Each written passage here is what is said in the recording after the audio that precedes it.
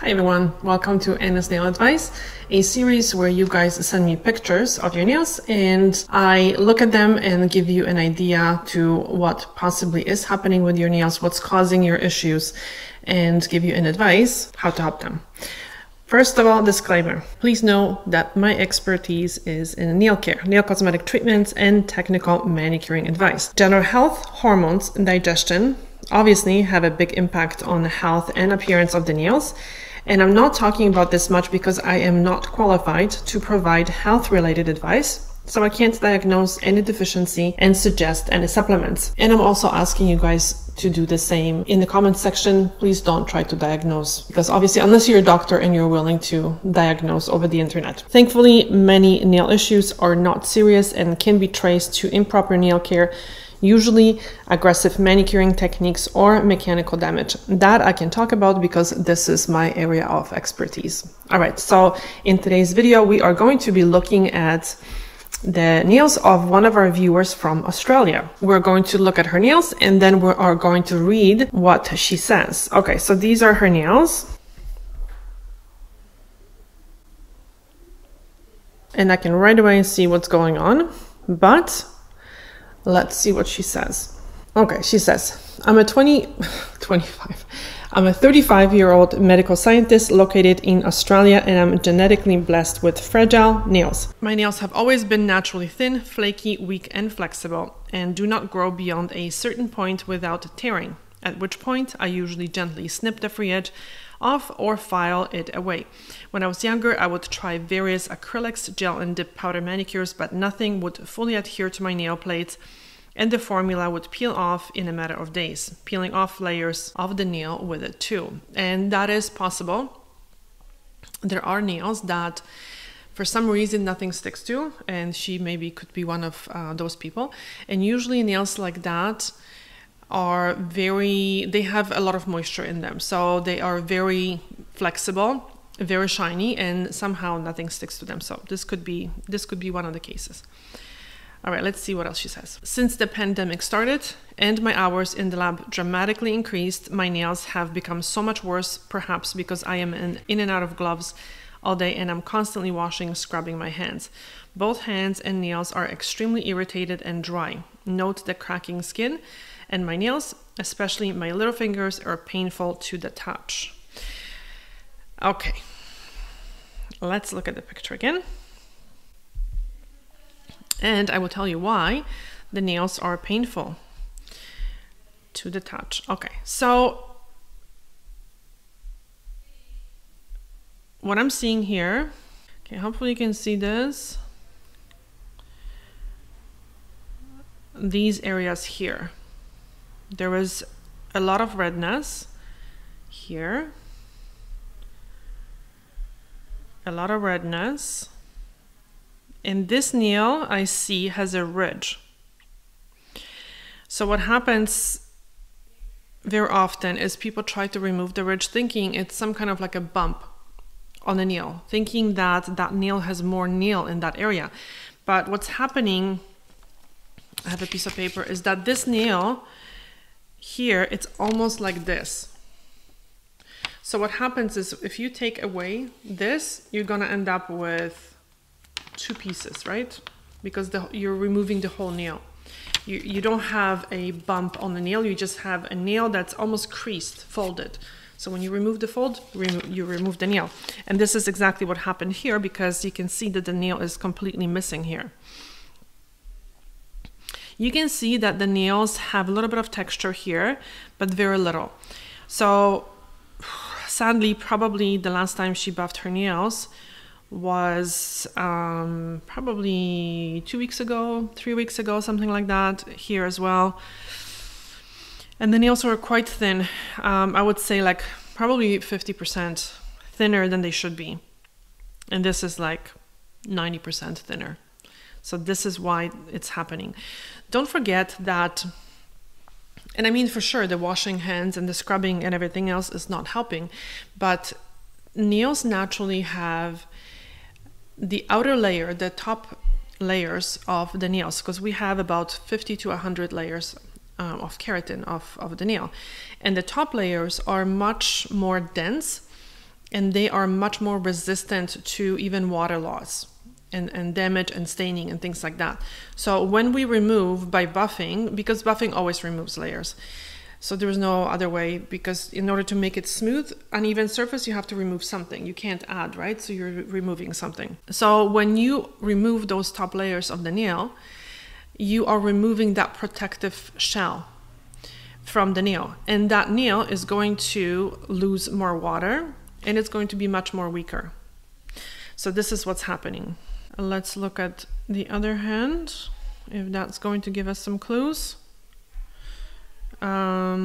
Yeah, so both hands are equally overfiled and the poor skin is quite dry. But so what happens with the skin is very often, especially here when it's peeling like this, is due to cutting it. Because this area of the skin is called proximal nail fold, and it is called a fold because it's a fold of skin like this. Again, let's use this paper. It's like this. So when you cut this edge because it's dry, which completely doesn't make sense, but this is what people think it's a cuticle. This is not a cuticle, this is a living skin. So when you cut this area, it becomes this. It starts to peel, and that's what happens. So normally at my desk, I show people, and it's easier obviously to show it, how to tell the difference between a cuticle and a proximal nail fold. So when during a manicure, what I do is I push back the proximal nail fold and then I remove the cuticle, because there's two pieces of skin on the nail. So I almost separate the proximal nail fold from the cuticle, and then I remove the cuticle with the cuticle remover. So the reason why the nails are peeling like this, and sometimes, as you can see even here, there was a bit of a onycholysis, so separation of the nail plate from the nail bed, it's just due to trauma. This is what happens. Okay, this is a very good picture. You can see here the natural texture, the normal, absolutely normal texture of the nail here. That's not really ridges or anything like that. It's just the absolutely normal texture of the natural nail. And here the texture is gone and the nail is very, very smooth. And that is a sign of overfiled nail plate. Here you can almost see a little little scratches from the buffer or something. And here, when you see these lines, that's a very, very thin nail plate. This can almost, like when this happens, this can almost separate from the nail bed. And the thumb, okay, again, you see a lot of redness, almost these lines, very, very thin. And some peeling here. Here looks like there was some little bit of texture, so this nail looks maybe a little bit thicker, but over here, maybe it could be the angle, but it's really, really overfiled. So this is why this is happening. Let's see what else she says. I'm using hand cream formulated with urea, applying almond oil around my nail beds. Okay, so not the nail beds, but the nail plate, because the nail plate is sitting on top of the nail bed, and the nail bed is a living skin where the nail sits on top. So you can't have exposed nail beds, although that pinky has a bit of an exposed nail bed. And doing my best to moisturize whenever I'm not wearing gloves, but haven't noticed much improvement. Yes, because moisturizing, again, it's not going to repair the damaged layers. And very often people think that the nail is growing from the bottom up, but it's not going from bottom up. It's going from the root, which is here underneath, the lunula, the white part, the crescent part. That's actually part of the nail root. It's growing out. So the damage just has to grow out. It cannot repair from the bottom, and nothing will really repair, because a nail is dead. Just like when you damage hair, and if you over bleach it and you over process it and you perm it, there are things to make the hair look better, but there is absolutely nothing in the world that could restore the hair to an undamaged state. I occasionally push back my cuticles back and have stopped cutting away my proximal nail folds. So that's really good. And normally, like I said earlier, the best way of going about it is just kind of imagining that you're separating the proximal nail fold from the cuticle and then removing the cuticle. You don't have to like shove everything underneath there, it's best to just gently pull away or separate the proximal nail fold and then just remove the cuticle. I've been doing this since March 2020 and tend to keep my nails free from polish, soft gels, or anything else. Since I started watching your videos, I've stopped buffing my nails too. Okay, so I'm just curious when you started watching my videos, because probably 2 weeks ago or something like that, because we can see a little bit of growth. All right, so that's very good that you started buffing the nails, because that is what's going to really, really help the nails. All right, so now her question is, do you have any tips for repairing my nails and the surrounding skin, despite the fact that I will need to continue to use my nitrile gloves and constantly wash my hands with soap as a part of my job? Okay, so like I mentioned before, there is nothing, unfortunately, I hate to say it, to repair the nails, but you can now protect them from being even more damaged. And surrounding skin, yes, you can repair, because nails are dead, so there's nothing you can do in order to fix them, or sorry, to bring them back to life, because they're dead. But skin you can definitely repair. So skin is going to get better when you start cutting it, and if you push back the proximal nail fold on a regular basis. So not once in a while, not once it starts getting really, really bad, but when you do it on a regular basis, you will definitely see the difference. Because once the proximal nail fold, what happens is, very often the proximal nail fold for some reason kind of sticks to the nail, and it stretches when the nail is growing with it, and the nail almost pulls it. So when that kind of goes on for about 3 weeks, then when you try to push it back, then you have like this huge flap of skin that is created, and then that skin is going to be dry, because now it's not stuck to the nail, it's just like sticking up in the air, and it can actually dry up and tear because it's dry. So it's better to do it on a regular basis, even once every week or every couple days, and you can do that gently with a orange wood stick. Very, very gently, just nudge it back. You don't have to be pushing it too much. If it's overgrown, which in your case it's not, just do it a little bit at a time. So don't try to make it perfect right away.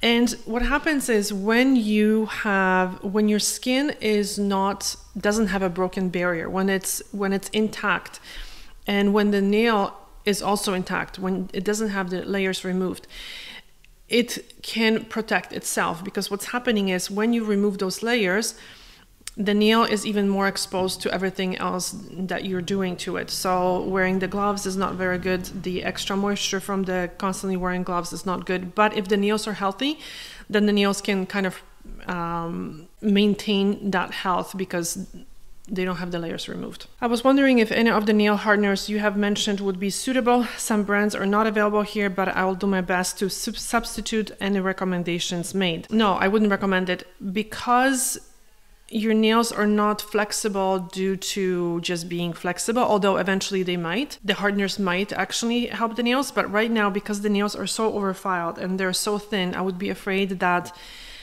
you might end up with some skin exposure, and which is never good. So, because what happens is, if you have, let's say, 50 to 70% of the nail removed, and you only have that very, very spongy, very soft 20% nail left, or 30, what happens is the product can seep into the nail bed through the nail plate, and it can cause skin exposure, which eventually can lead to allergic reactions. None of these products should be really